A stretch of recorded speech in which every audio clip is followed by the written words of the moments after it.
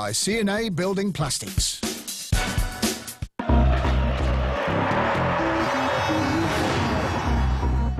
Well, let's move on now for our second match between Manchester City, who recently seem to have been saving their best performances for Europe, and the league champions Nottingham Forest, finally beaten at last at Liverpool, as you saw 2 weeks ago, but whom I'm certain have not yet relinquished hopes of retaining their title. Commentator at Main Road is Barry Davis.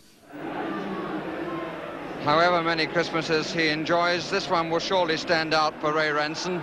He came into the Central League side at Manchester City at the age of 15, and now at 18 and a half plays his first match in the first team.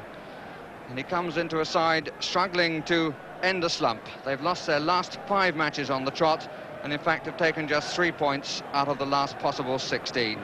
It's a side this afternoon which includes the Butcher twins, is without Casimir Dana, who is dropped, and Brian Kidd, who was dropped last week, is not available because of suspension.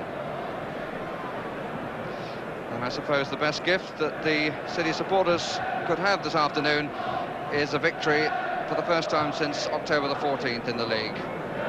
Their opponents this afternoon, Nottingham Forest, of course the last time we saw them, that brilliant run ended at Anfield in a performance rather more akin to a burning bush, but since then they've come back to winning ways in both the League and the League Cup, and had restored to them number 10 Tony Woodcock, and today at number 7 Martin O'Neill. And for their skipper John McGovern, today marks a particular milestone, his 400th league appearance. He was the first player to play in all 4 divisions, has been signed 4 times by Brian Clough, and made his league debut in a rather more modest match for Hartlepool against Bradford City back in 1966. The referee this afternoon is Keith Stiles of Barnsley.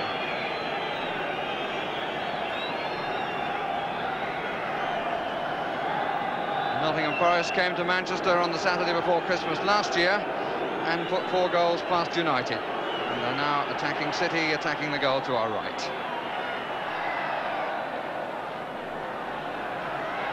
It's a pretty raw afternoon. It's the Forest bench. Ian Bowyer, the substitute, leaning forward. 2 up, 4 across the midfield. Now 5 across the midfield. For Forest, that is. Here's Robertson. And trying to set up Woodcock. And nearly succeeding too. It's a corner. Marking wasn't as tight as it might have been then on the edge of the 6-yard box.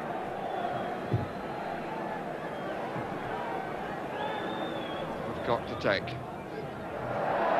And to waste.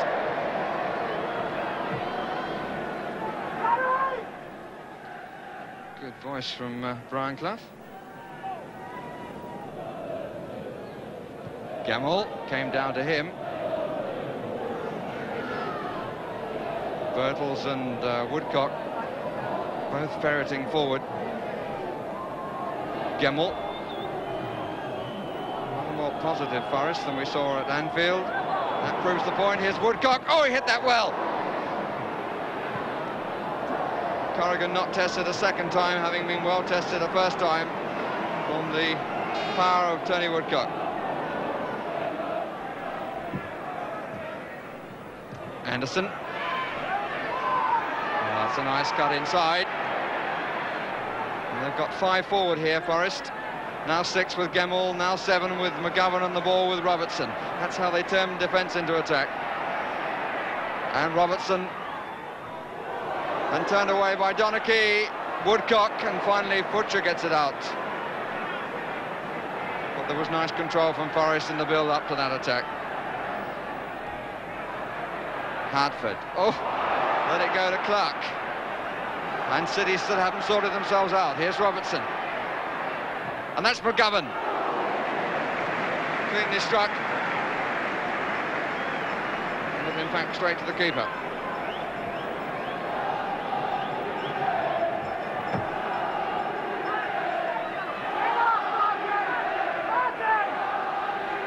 Watson. Ranson. Barnes. Oh, beautifully away from Clark. 3 in the middle. But having done the first part so well, he didn't do the second part anything like as well. 3 players in better positions than he was. But having said that, the control was superb, the cut inside was lovely, and we've seen him score from that sort of angle. Barnes. This way is Donachie, and how superbly found. That was good vision from Barnes. Here's Hartford. It hit the hand rather than the reverse. Ball made contact with hand. Gemmell. Robertson. Every prospect here is something of a Christmas cracker. Here's Robertson. Handball! And it almost sneaked in, but in fact the goal kick, but it looked to me as though that came off the forearm of Ranson.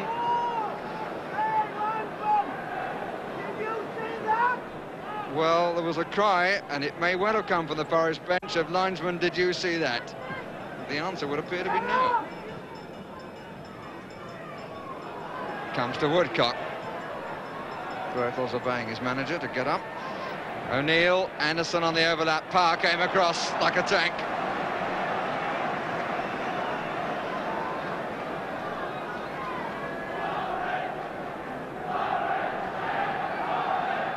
David Needham coming forward. Corner taken short.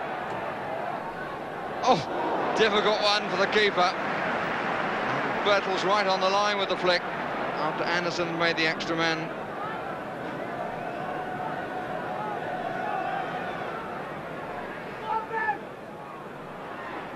Barnes.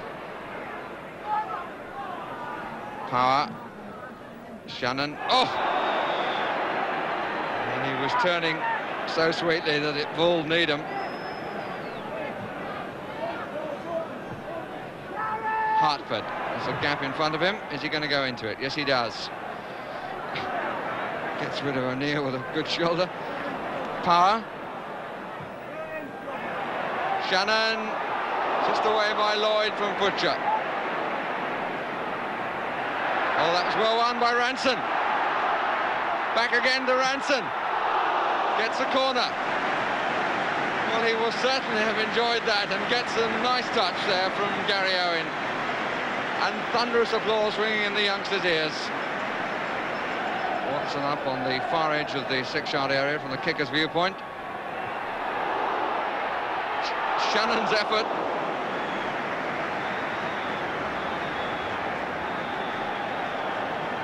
And it's the last action of the first half. No breakthrough, but a very good first half. And the youngster will know that he started at the top. Coming off with young Gary Owen, who's only fairly recently in the side, but already an England prospect. City were in 5th place after their last league win. It was against Coventry on October the 14th. They're now in 15th place, having lost their last 3 games here, in each case by a 2-1 score. Here's Hartford.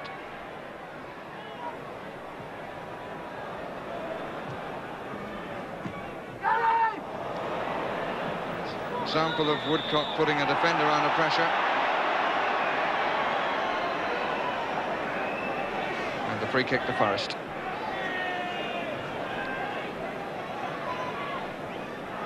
Here is McGovern. Oh, that's a great ball. Robertson. 5 lined up for him in Forest shirts. And that was deflected. Viciously bouncing one for Corrigan from Robertson. Got a real nick.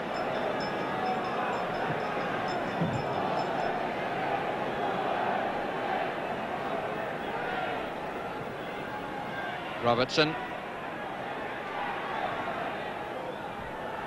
McGovern on by Woodcock, offside against both Needham and O'Neill.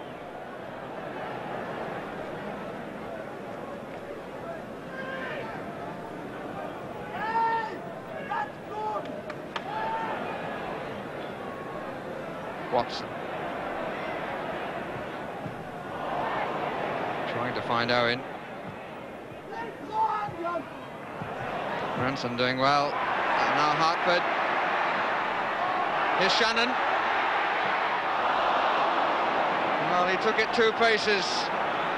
And Needham given a chance by the second pace. And in taking 2 paces, Shannon was making the angle more difficult for himself.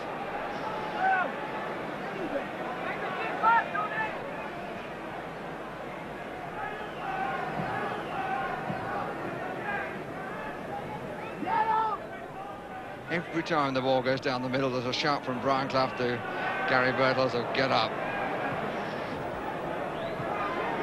Robertson. Oh, that's a great ball to Woodcock.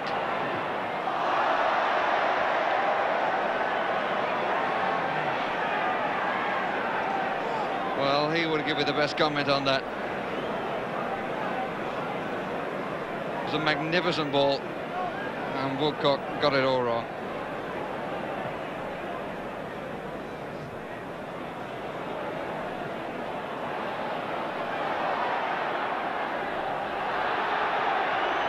Throw will have to be taken again. It's a slight lack of the festive spirit on the far side. Watson. Shannon. Barnes bobbled away from him, but he got it back. 3 in the middle, 1 is Futcher.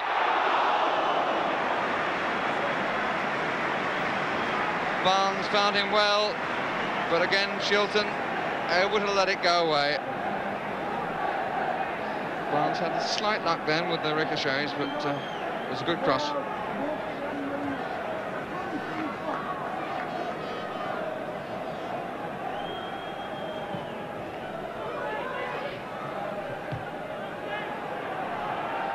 Lloyd and Shannon. Robertson covering in front of the left back again. In fact, putting the left back into a few problems.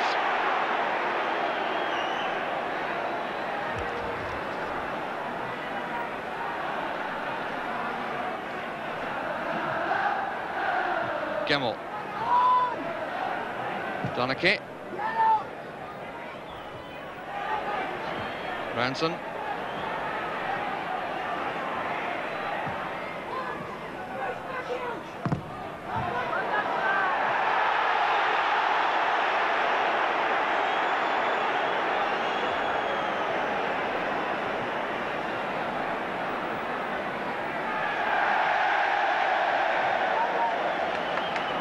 The home side certainly not lacking in support. Plenty of volume. 10 minutes of the second half gone. Still no score. Here's Ranson. There's a man over here. The nod's backwards, but it wasn't. Power. Here's Futcher. Oh, it's a fine save. He was offside anyway. But Futcher that time causing Shilton to prove his worth. Although neither was to know that it wouldn't have counted anyway.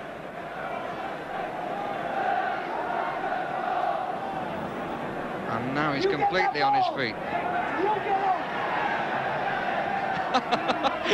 You get that ball was the first comment, you get him was the second. And the second was addressed to somebody who wasn't playing and didn't look as though she was tired to play either.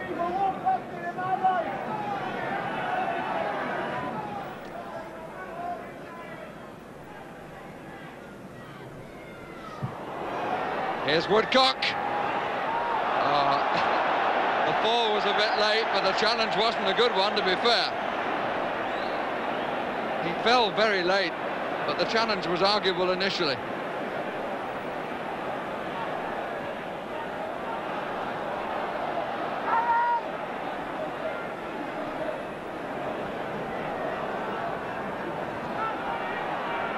Hartford. Donachie. 4 City players in the area. But that's a defender's ball. Ranson. Barnes. Oh, again, he pushed it too far forward and gave it to the defender. Gemmell. Oh, look at that. Look at that for a change of pace and a trip by Futcher. Deserved a far better fate than Gemmell.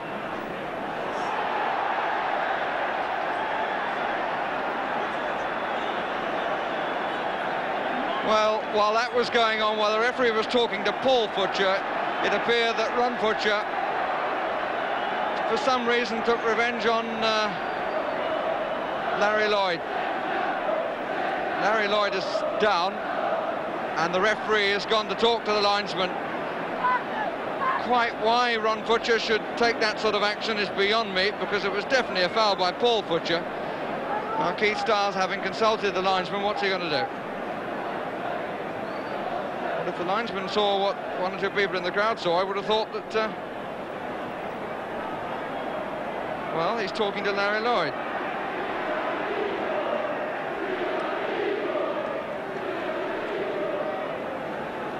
Well, those around me reported something rather different from, in the end, what the referee's given, but the free kick has been given in Forest's favour. That's a foul by Watson. The referee says that it is.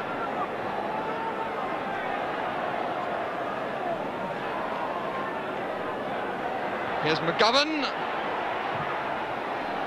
Ranson who got there. Gemmell.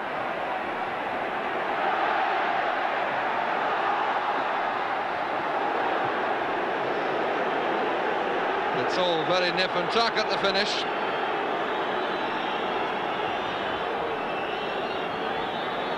And there is to be no more. 0-0 it ends on a rather sour note. And one or two of the players running off the field rather quickly, and Lloyd and Futcher being separated. Tony Book trying to keep Lloyd away, and there was an undoubted nasty incident between Ron Futcher and Larry Lloyd, which the referee decided merited only a free kick. But in the final analysis, a point apiece it is, although I'm not sure that either side will be satisfied with that. What is absolutely clear, if we wondered a couple of weeks ago whether Peter Taylor really did have his tongue in cheek when saying that Liverpool would win the title, it's quite clear from this match that Forest have no intention of letting it go lightly. Well, afterwards, Nottingham Forest defender Larry Lloyd claimed he was punched by City's Ron Futcher in the closing minutes. Lloyd had a bruise over one eye, and he said, "Futcher took a swing at me." There was also a further incident in the tunnel as the teams left the field when Lloyd and Futcher appeared to clash again, but they were separated by City manager Tony Book. And having watched both those games and still remembering it's Christmas after all, I know that referees claim that it's players who commit fouls, and they do. But it's the referee's job to discourage violence by acting firmly. And I can't somehow go along with the fact that, having seen a punch or two and more than one nasty tackle, the nearest that any player came to having his name taken today was little Ardelis for Pidgin English descent. Well, yet another clean sheet for Peter Shilton, and one would have thought a useful away point for Nottingham Forest. But that was by no means the view of Brian Clough. We felt we could have won. There was no question you were looking for both of them, weren't you? I mean... all the time, all the time. We're a great believer in, you know, doing things when we should do them. And we were absolutely in good nick today to take 2 points from Manchester City.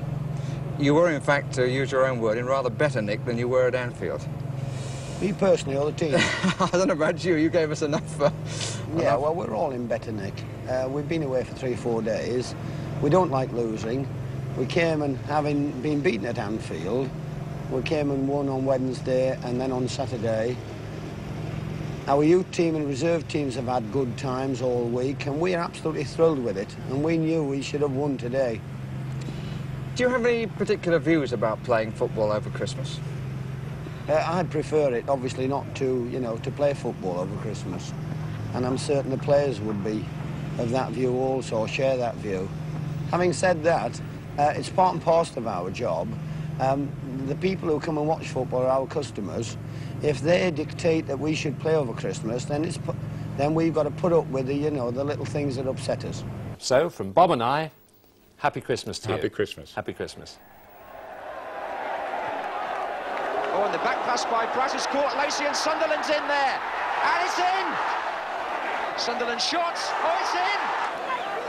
Stapleton! Look at that! Is this a hat-trick now? It is.